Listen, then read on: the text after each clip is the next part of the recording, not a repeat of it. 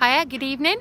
Popping in today to talk about procrastination, my favourite hobby and my favourite topic, and something I'm getting used to getting people over. So I have been wanting to do a couple of massive projects recently. Bear with me, hang on, I'm mightily distracted by the gorgeous, just show you where I am. I'm in Cardiff Bay this evening. Okay, so I've been wanting to do a couple of big projects and not getting anywhere, procrastinating like crazy. So I thought, I know what I'll do, I'll buy a book about procrastination and I'll read that, as if that's not like procrastination personified. But I did, on audiobook actually.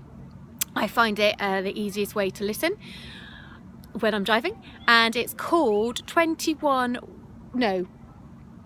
Eat That Frog, it's called. Eat That Frog, 21 Great Ways to Get Over Procrastination by Brian Tracy. Very easy read, and I really enjoyed it. And I wanted to share the one main thing I got from it that I've implemented into the way I do my work. So lots of it is standard, like kind of time management-y stuff, energy management stuff, like plan the day before and block everything into your calendar, etc, etc. And I was getting a bit like, I know this, why am I still not doing anything? But first of all, knowing is not doing. So I was gonna say I know that, but even the saying I know is a form of resistance. If you're saying I know, you just need to check, why are you not saying I'm doing that? So I thought, I need to crack on with doing those things. But a lot of them I do love a bit of planning, so I was like, why am I still not doing stuff? Now, if I've got something to do for somebody else, I will do it. If I've got a date to show up for, I will do it. But it's when I've got to do things for myself that I don't do. And he had this great line calling people out that say, I need a deadline. I work amazing under pressure. I work amazing to a deadline. He said, this is just an excuse. If you can do that for a deadline or a pressure, you can do it all the time. So I was like, right, so what is it? And the one chapter that stood out is the chapter on resistance. So obviously every time I'm trying to do or start these big projects for myself, something is causing me to resist them. If it's for somebody else, like say you say, I want this done by tomorrow, Becky, I'll be like, okay, the resistance will come, but the pain of you not getting what you want, or the pain of disappointing you, is bigger. So the resistance won't win, and I'll hand in whatever I had to hand in.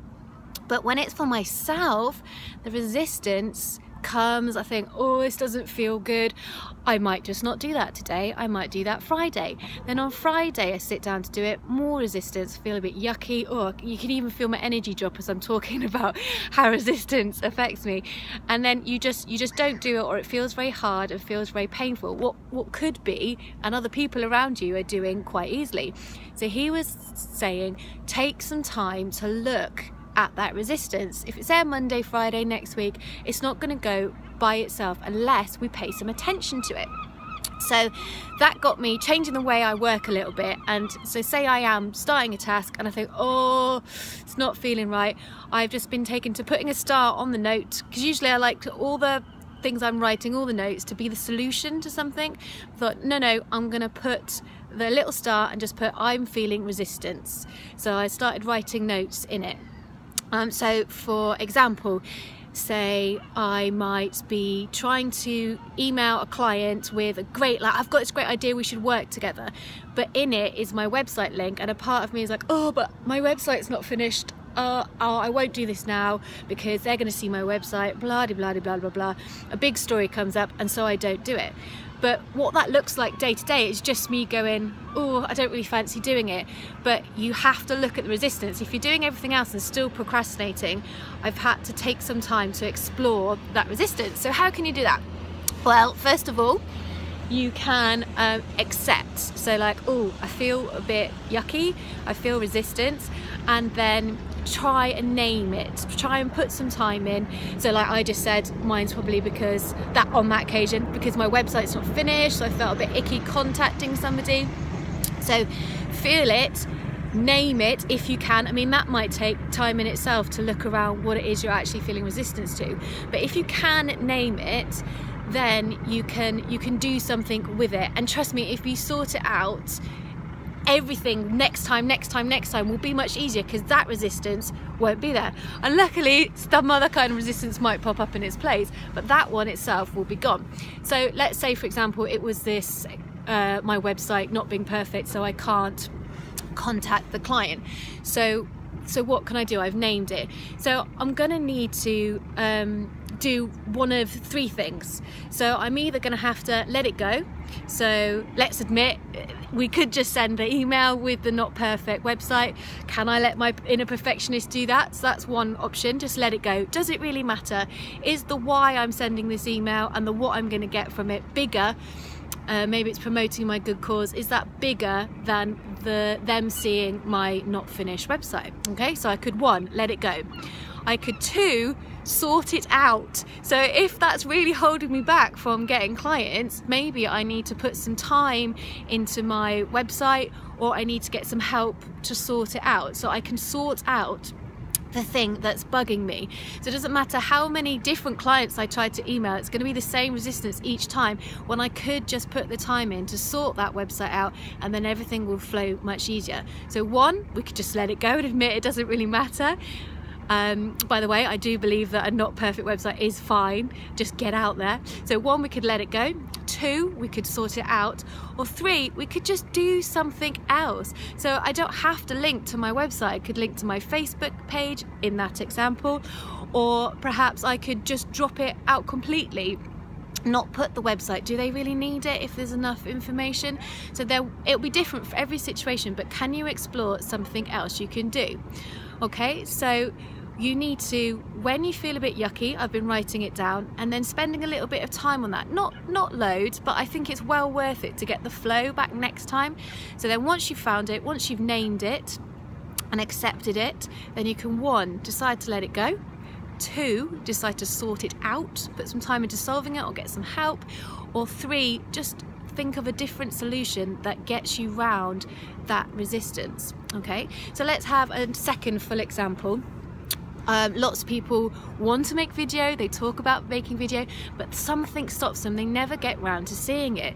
So if you're thinking, oh, I could do that video tonight, or oh no I won't, I'll do it tomorrow, or I'll just do it another time.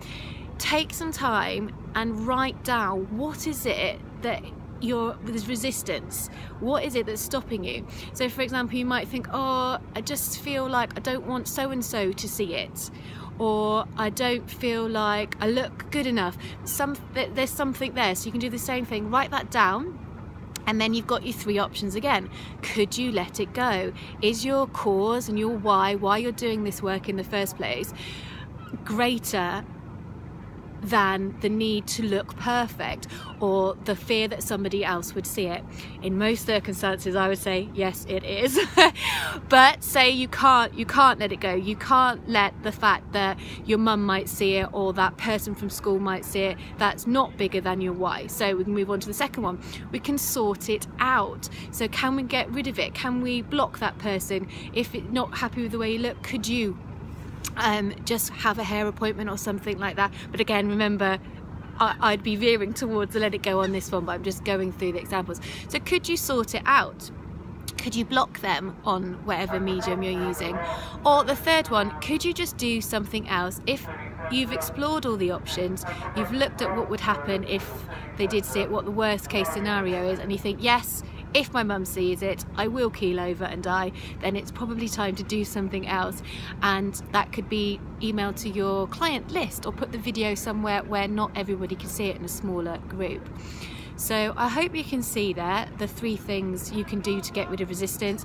I'd love to hear some examples of the things that, not the things you're procrastinating on doing, because I think we all will have looked at the stuff we're doing is important to us, but what's coming up as resistance for you, to you, and what it is that comes up, and then you can look at those three things. Could you let it go? Could you really look at why it matters, and is it still important after you've considered it? Could you just sort it out, put some time into fixing it? Maybe it's about getting more aligned to your message. If you feel icky about it, spend some time, go back to basics, look at what you're doing and why, and what your message is. Or three, could you just do something different? If it's going to be so painful to do this one thing, could you just do it a different way, or or not do it completely. Okay, so I hope that helps you with your procrastination. The book was Eat That Frog, 21 Great Ways to Stop Procrastinating by Brian Tracy. I listened to an audiobook, but I would definitely recommend the other tips are great too. Just the resistance is the one that really stood out for me.